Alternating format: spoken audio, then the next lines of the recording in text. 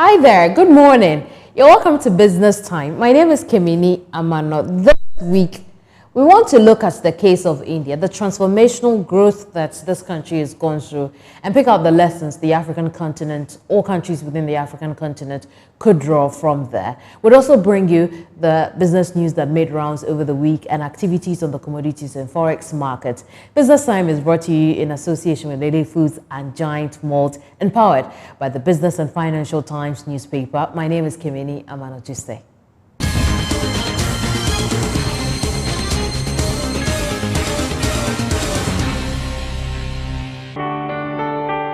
For over 2 decades, we have given corporate Ghana quality services and the reader relevant business information.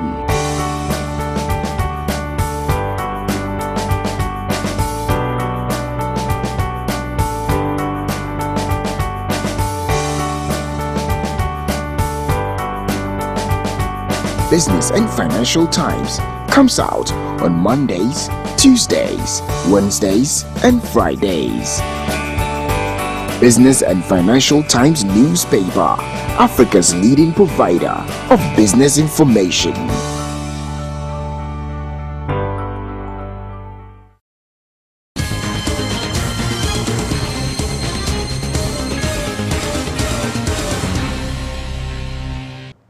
You're welcome back to Business Time. The program is powered by the Business and Financial Times newspaper. Let's now bring you some of the major stories that made rounds over the week.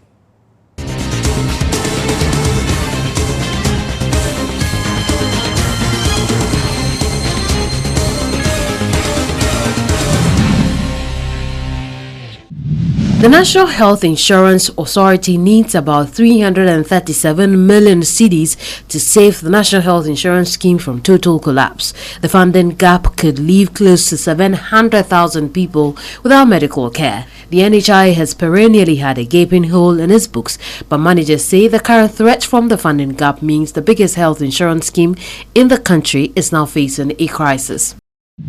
According to the latest report by the Parliamentary Select Committee on Transport, the country's road infrastructure is valued at over $6 billion, though there remains a deficit in the sector that requires huge financial outlay to address.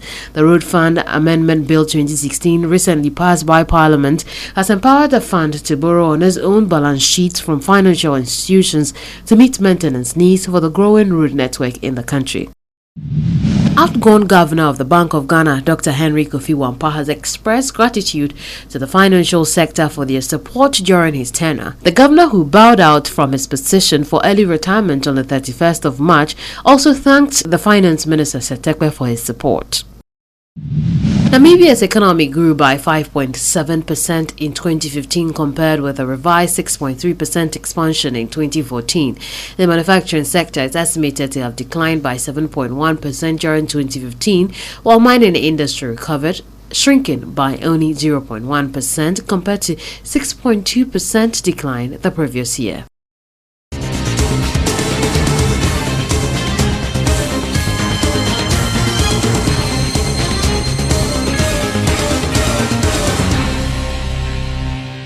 So there you have it, the major stories that made rounds over the week.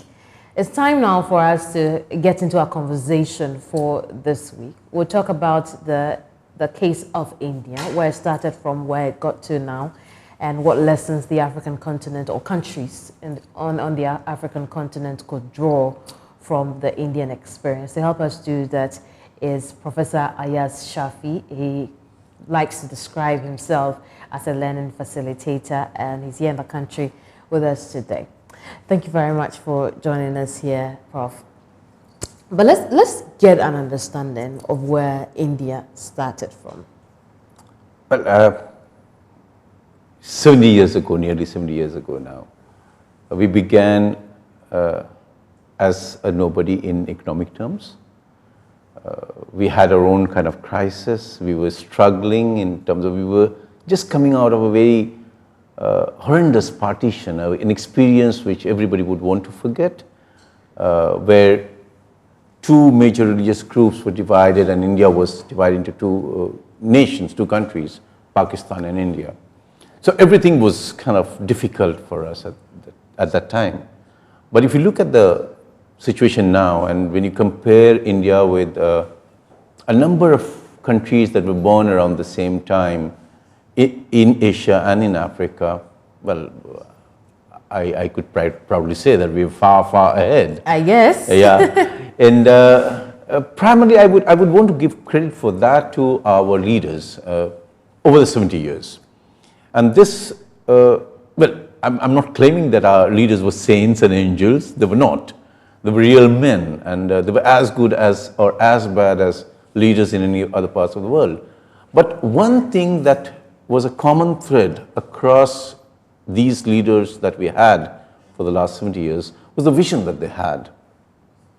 And you could, in terms of economic and social development of India, you could divide Indian economic and social history into 3 segments. The first phase of about 20 years, till the time we had the Chinese Indochina War, the first Indochina War. And then you have the second phase, till the time we opened a market, the liberal economy that we generated after that.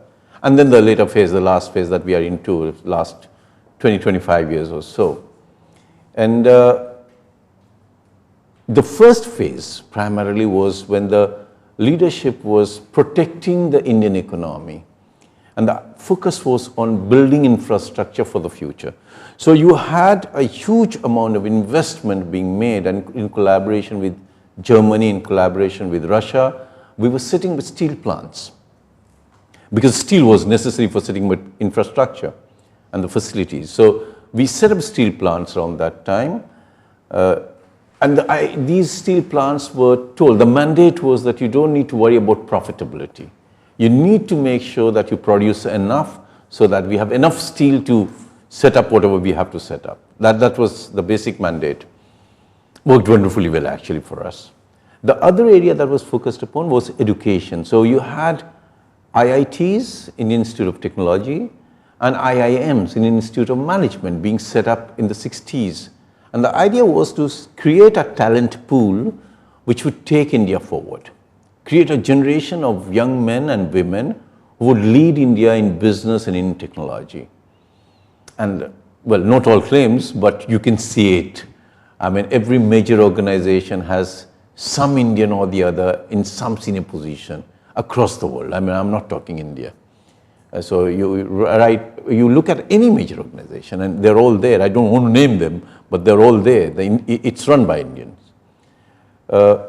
And the fact of the matter is these IITs and IIMs produce some of the finest brains. So that was in the first stage of our growth and development, so to say. When you look at the late 60s and till the time we were in the early 80s, that band, in the early years we were importing a lot of food grains. So the first challenge for us was to stop that because it was draining it was a drain on the economy, buying food grain from other countries. There was something called the Green Revolution that happened in the late 60s, early 70s. And India came to a level where it could produce enough to sustain itself. There was also a white revolution, which meant that we were producing enough milk for ourselves.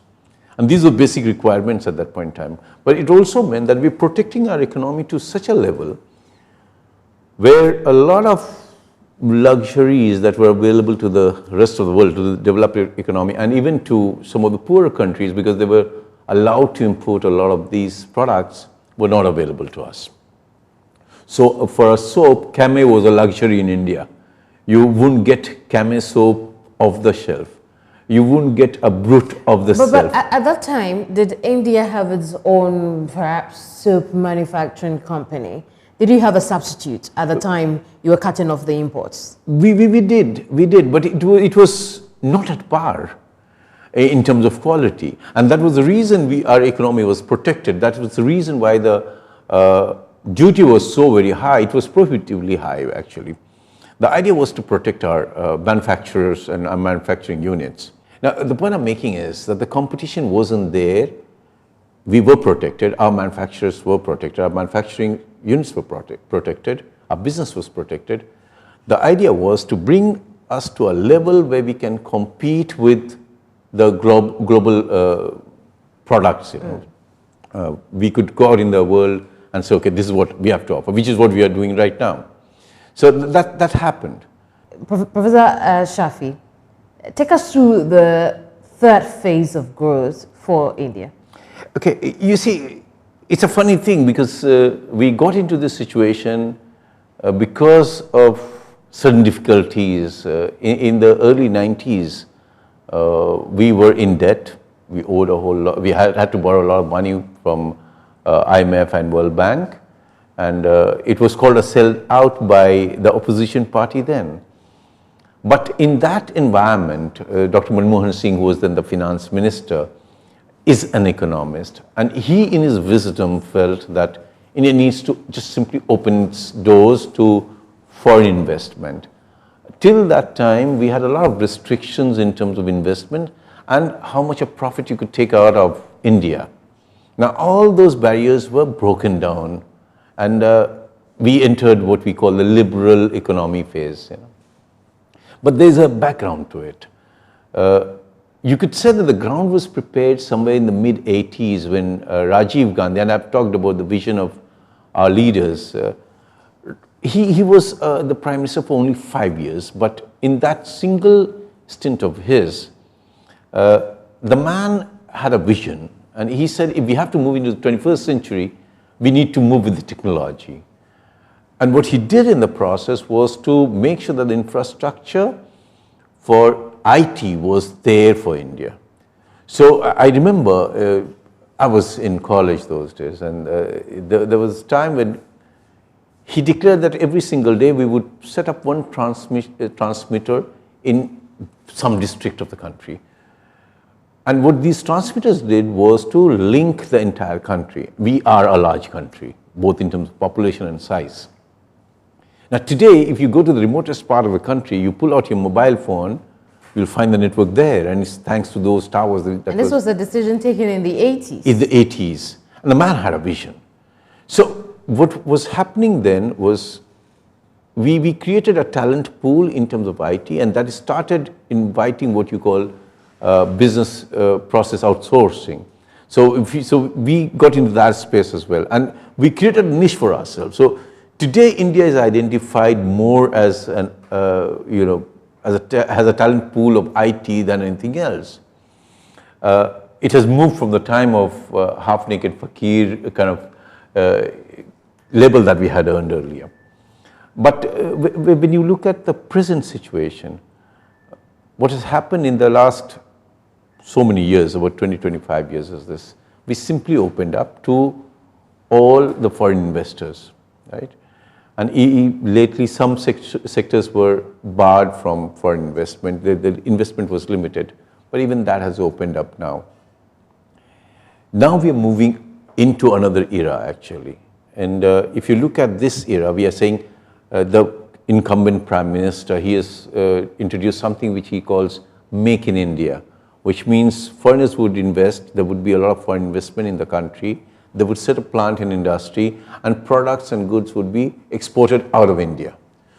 And what it would do is it would of course bring in foreign investment, that is one. The second part would be to generate a lot of employment as well. And that's important right now for India because there is a segment which is beginning to feel restless right now, and employment at that level is becoming an issue. So while you have a very strong middle class which is well off, comfortable, there's this growing segment which is growing in terms of numbers itself, which is feeling a little disenchanted, feeling a little hard done by because opportunities are limited. So there is this requirement of setting up manufacturing units which would allow more and more employment to happen. I think we are right there. We are on the throes of growing bigger actually, if you ask me. I want to take you back a little at the point where India also had its own situation with the kind of loans it was contracting, if you had to bring in the IMF and the World Bank. If you can compare that to the current state of many African countries, why do you think that in spite of African countries running to all these world financial institutions, at the end of the day, we are not able to achieve what we set out to do? It only lasts the effects of the loans and the credibility of policies we get from, for instance, the IMF or the World Bank only last for a while. There's no sustainability. Why is this so for the African continent? I think the fundamental problem is with the long-term plan. We had a series of plans, and every government would introduce something which is called a 5-year plan. And what it meant was, for the next 5 years, these are the key things that we are going to focus. The fund allocation would happen primarily at that level. The annual budget would be there, but apart from that, you knew right in the beginning of a government's taking charge that this is where the monies are going to go, right? So even World Bank and IMF, those institutions would know where the funding is going to go, whatever money they are allocating. Trust was there. I think in the other factor was, before I go into the African context, the other fact is that the two major Indian parties, political parties, the Bharatiya Janata Party and the Congress Party, their economic philosophy is more or less the same. They're both right of center. Right? One is a little more right than the other one, but both of them are right of center. Now the fact is that they have continued the economic policies pursued by the other party. So when you had the Congress in power, they initiated certain policies. They said, this is what we are going to do. When BJP comes to power, it practically continues with the same thing. So the continuity has always been there. This has not been disrupted. Although there have been a couple of breaks in between, very short 2 years, 2.5 years break, but that hasn't impacted anything. To my mind, in most of the African countries, that continuity hasn't been there. So even the institutions that lend out these monies to different countries, they aren't very sure. So for example, today you have a particular party in power in country A in Africa. You don't know when the party would be thrown out of power. That's number problem one. Whether an army would take over or whether there would be a coup, you aren't very sure. You're never very sure. And if somebody else comes to power, the general understanding is that the policy pursued by the previous government would be overturned. I think that's the challenge.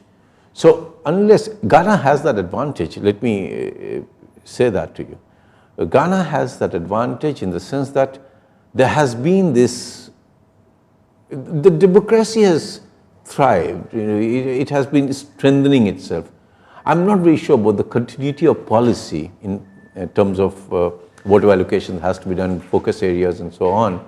But the fact is that if there is this continuity which is built into the political system in terms of what is to be followed for the economic development of the country, I think you should be able to deal with it right.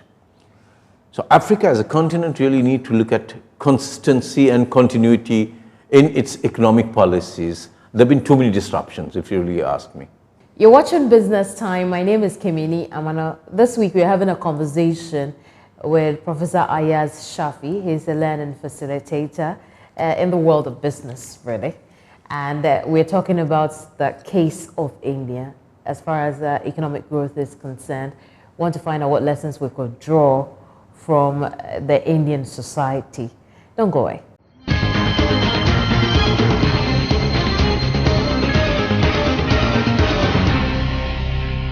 Suavemente, bésame, que quiero sentir tus labios besándome.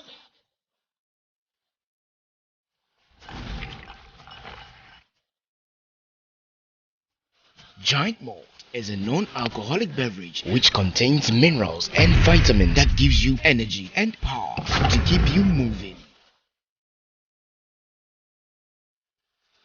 Giant malt brings out the giant in you.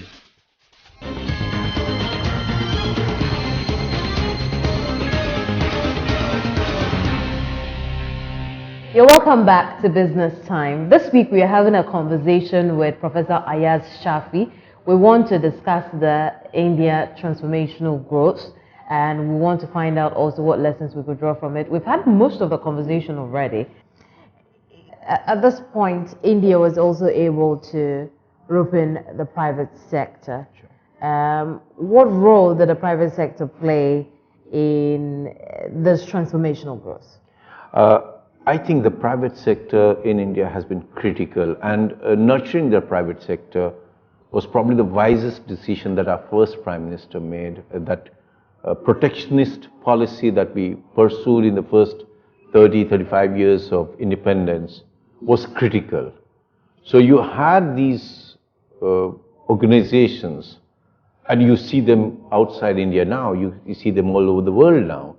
Tata's, for example, Reliance, for example. These were all fledgling organizations at one point in time. They were all local organizations. They were all just Indian organizations.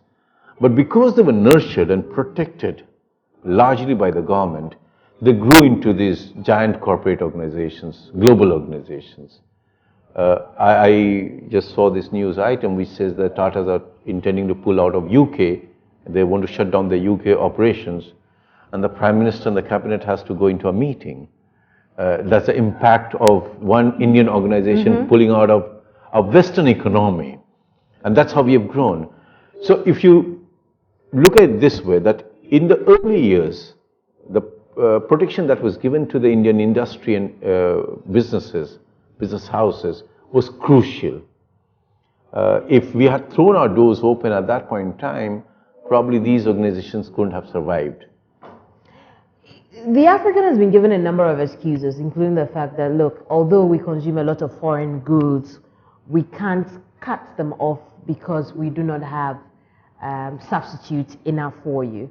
The African has been told that we can't do without the aid that people from the West give us. The African has been told that the funds do not exist for us to simply do what it is. The government says if it has very little money, it needs to invest somewhere else, perhaps in social duties, than give to the private sector. Now, in the African context, as it is, are these excuses justifiable? Because India went through the same process. Yes, I would like to make a political comment, honestly. But if you're asking me, there are ways of dealing with it, and at least one nation has dealt with it very right, I would say. We have dealt with it very right. And I'm not saying it because I'm an Indian, but even if you look at it from outside, you understand that we have dealt with it very, very right. I think you need to identify your priorities. You need to say that this is what we will have to do, this is what we will have to forego. Just to give you an example, the products that we used in the first 30, 40 years of our independence were substandard. We know that. You couldn't have compared a car produced in India with any car anywhere in the world. Even Bangladesh had better cars than India had at that point in time, right? But Bangladesh was importing those cars. We were making our own cars. And these cars were not comparable, actually. But today, if you look at it, we have these organizations coming in, setting up their plants in India. And that's what the difference is. So we did forego a lot of things in the early years. We did face hardships in the first few years of our independence. And that has taken us where we are now. So Africa as a continent, African countries need to make that decision. One would argue also that India has the numbers, but as individual African countries, we don't. Except for maybe Nigeria?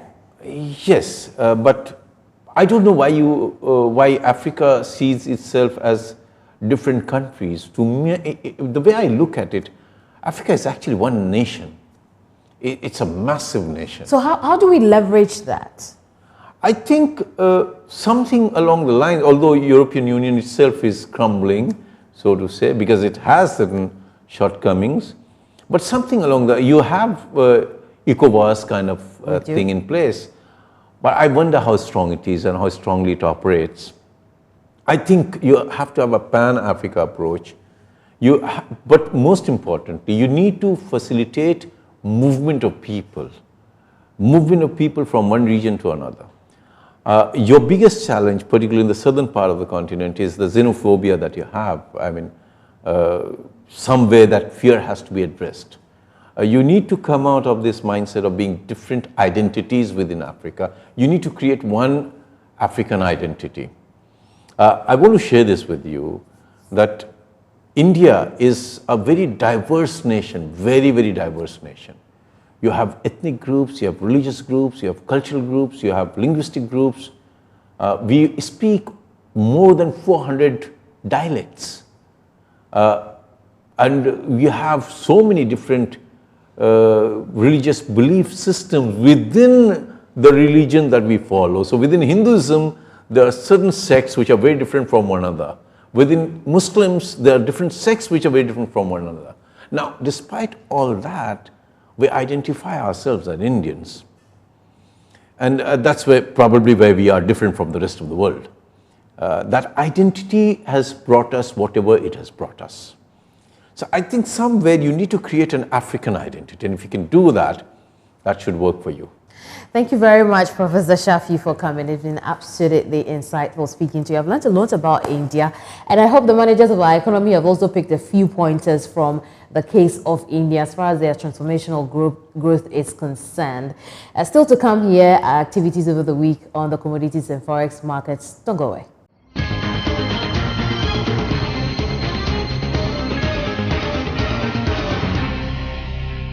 Suavemente, bésame, que quiero sentir tus labios besándome.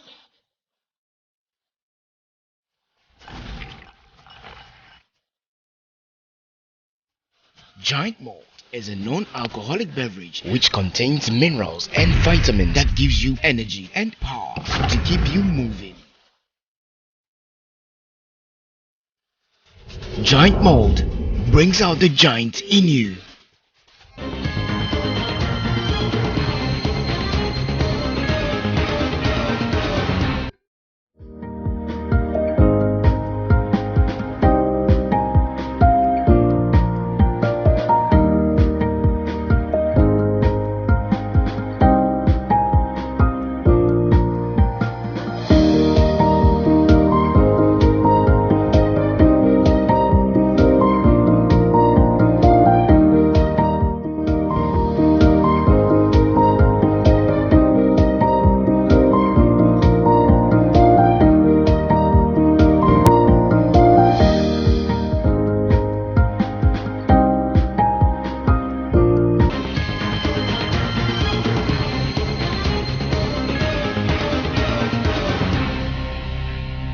So that'll be all for our program this week. Thank you very much for staying with us. Don't forget that Business Time is brought to you in association with Lele Foods and Giant Malt, and powered by the Business and Financial Times newspaper.